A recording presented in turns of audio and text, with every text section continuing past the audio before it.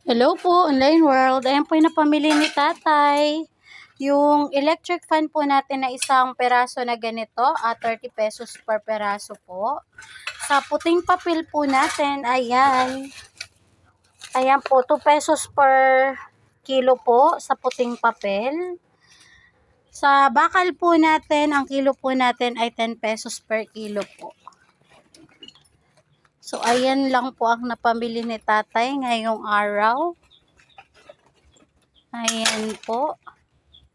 So, baka meron po kayo, bumibili po kami ng bakal, 10 pesos per kilo po. Sa plastic po na ganito, 2 pesos per kilo po. Ayan. So, hinangin po natin para po ma-reuse, ma-recycle. Yan po yung mga ginagamit po ng mga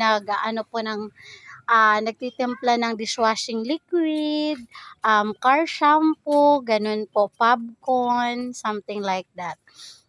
Tapos ito naman po, pinaglalagyan naman po ng sukang puro po. Nililinis po nila. Tapos dinidisinfect. Kaya ayan, nakaano po dyan, nakahanging po siya para ma-reuse and ma-recycle.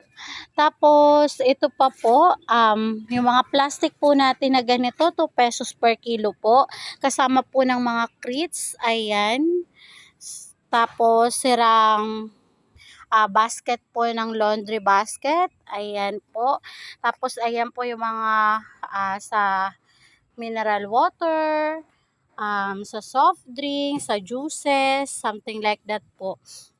2 pesos per kilo po yan. Ayan po. Sa yero po natin, 5 pesos per kilo po. Sa lata po natin, 5 pesos per kilo din po. So, baka meron po kayo, just message me po. Pag nagkasundo po tayo sa presyo, pipick upin din po namin kaagad. Pumipick up po kami around Nueva Ecija, boundary po ng Bulacan, boundary po ng Pangasinan, boundary po ng Nueva Vizcaya.